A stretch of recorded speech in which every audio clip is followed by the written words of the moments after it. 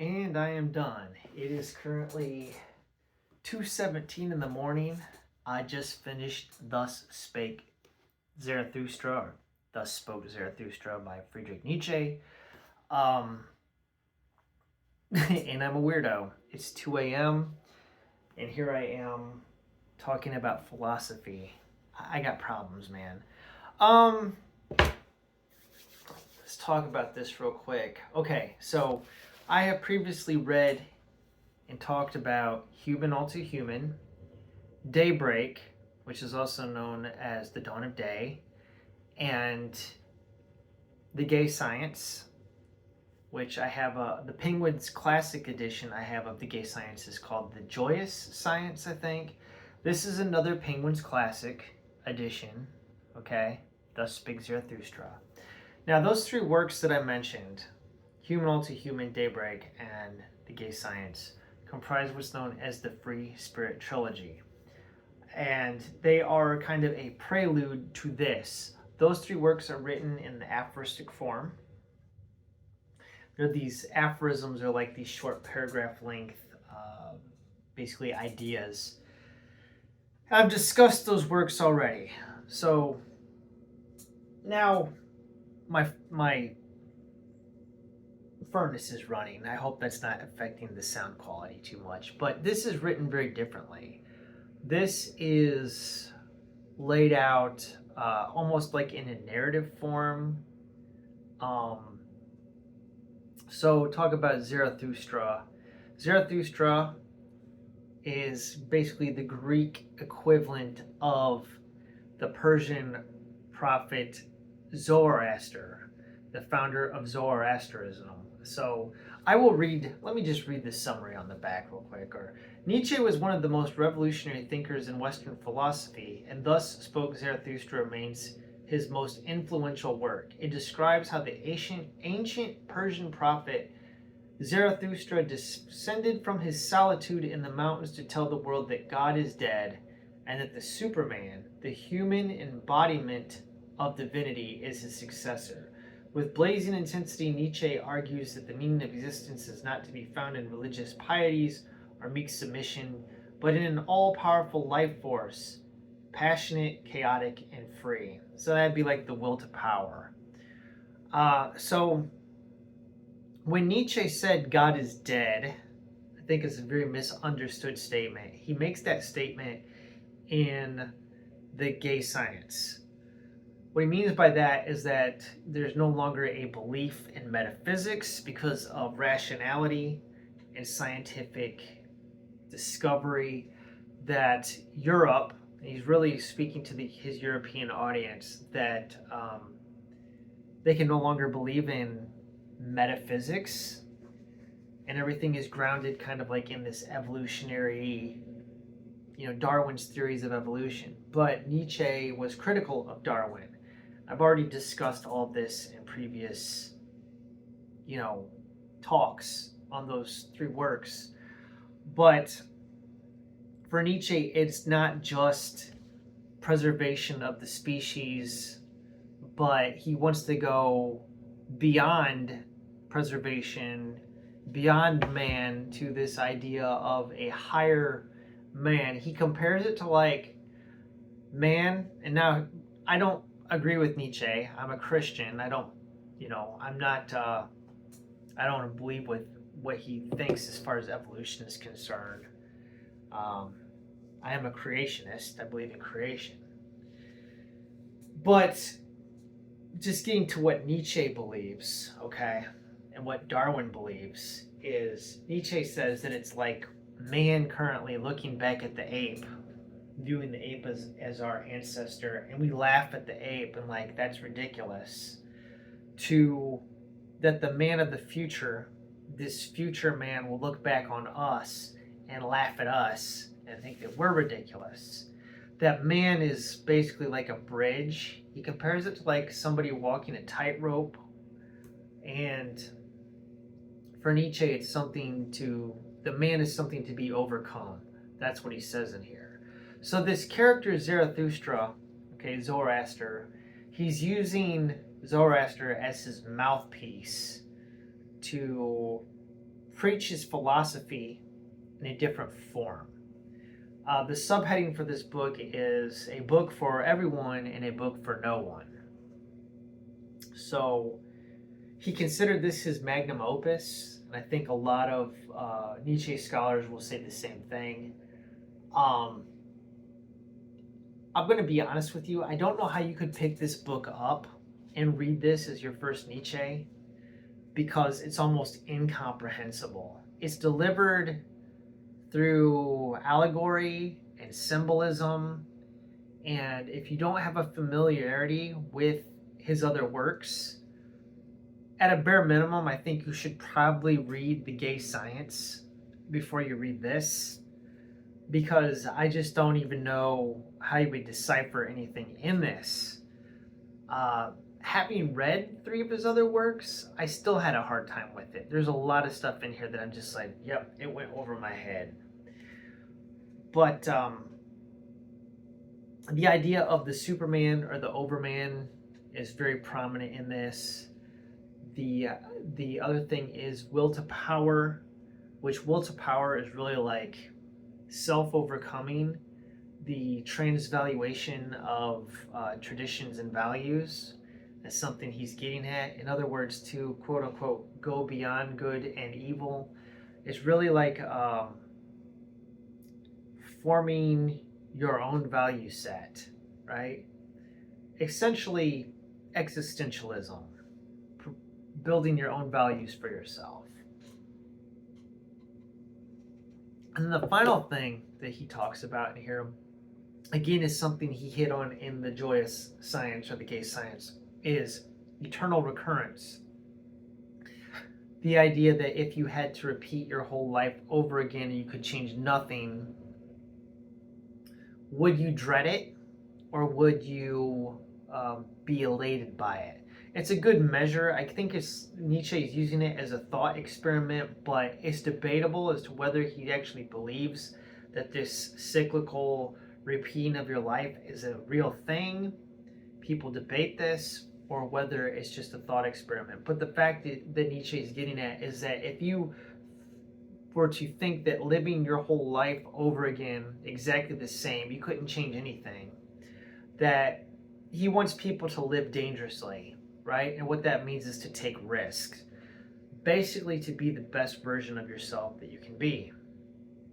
So if you're dissatisfied with your life, that you need to do something to challenge yourself to become better. That whole idea of struggle and facing challenges in life, the trials and tribulations that we all go through and suffering, that this is all part of the struggle to become, to transcend what you are and to become a better version of yourself. I guess I'm kind of loopy. It's like 2:30 in the morning, so this probably isn't turning out that good. But that's it.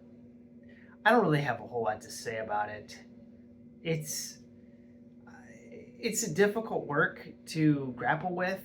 I think it's interesting, but it requires like a lot of you thinking about the symbols that he's talking about. And honestly, I didn't give this the attention that it probably warranted, because I just didn't feel like doing the work of interpreting everything. So I don't know. I guess Nietzsche's next book after this, Beyond Good and Evil, is basically expounding on the ideas in this book, but he goes back to the aphorism. So I think that at a minimum, I don't think you can read this book in isolation.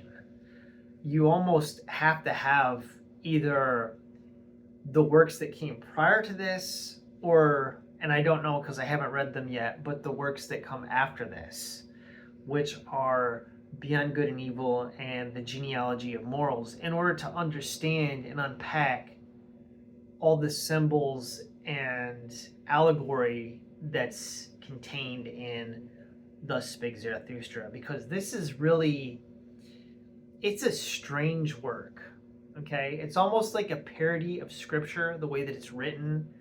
Again, Nietzsche is really attacking Christianity at points in this, at least the Christianity that he's familiar with, Western Christendom. There's, he has actually the Pope makes an appearance in this. It's a very strange work, and I'm not doing it justice talking about it here. One of the things I did find interesting that maybe I'll talk about is very early when he has Zarathustra come down. Zarathustra uh, goes to a market and preaches his, the coming of the overman and everything, and like nobody can receive his message. Um, so he goes back up, but he does talk about this. Okay, Zarathustra's discourses of the three metamorphoses. Okay, very interesting concept. He says that man goes through these three metamorphoses, and that the first one is a camel. And the camel, you think about a load-bearing animal, a beast of burden carrying a load on its back. That's what we are. And he says that man can then transform into the lion. And the lion is, let's see, the weight-bearing spirit. He talks about the camel, and then he says the second metamorphosis is that he becomes a lion. It wants to capture freedom and be lord in its own desert. It seeks here its ultimate lord. It will be an enemy to him, and to its ultimate god. It will struggle for victory with the great dragon. And what is the great dragon? Which is the spirit that no longer wants to call Lord and God. The great dragon is called Thou Shalt. The spirit of the lion says, I will. Thou Shalt lies in its path, sparkling with gold, a scale-covered beast, and on every scale glitters golden Thou Shalt. Values of 1,000 years glitter on the scales, and speaks the mightiest of all dragons. All the values of things glitter on me. All values have already been created, and all created values are in me. Truly there shall be no more, I will. Thus speaks the dragon. So you see, like, he's using this whole thing about what Nietzsche in his previous works is attacking morality. He says that morals are nothing more than an established tradition or custom. That's what this dragon represents. And that the lion is to do battle with the dragon. So man is a camel. He's just basically bearing the load of his morality and customs that have been given to him. The lion begins to question the thou shalts, and the lion has to do battle with the dragon. So you see what I'm saying about this is all packed with symbolism, and that, like, I don't know how you even understand it if you hadn't already read his previous works. But he says that once the lion defeats the dragon, it becomes a child, right? The new value. Okay, so what do we get here? To create new values, even the lion is incapable of that. But to create itself freedom for new creation, that the might of the lion can do. To create freedom for itself and a sacred no even to duty, the lion is needed for that, my brothers. To seize the right to new values, that is the most terrible proceeding for a weight-bearing and reverential spirit. Truly, to the spirit is a theft and a work for the animal of prey. Once it loved this thou shalt as its holiest thing, now it has to find illusion and caprice, even the holiest, that it may steal freedom from its love. The lion is needed for this theft. So he's talking about existentialism, creating your own value set. Once you've overturned the values that have been given to you by the dragon, then you basically have to create your own values. And he says, but tell me, brothers, what can the child do that even the lion cannot? Why must the praying lion still become a child? The child is innocent and forgetfulness, a new beginning, a sport, a self-propelling wheel, a first motion, a sacred yes. So he's talking about this wheel, a sacred wheel.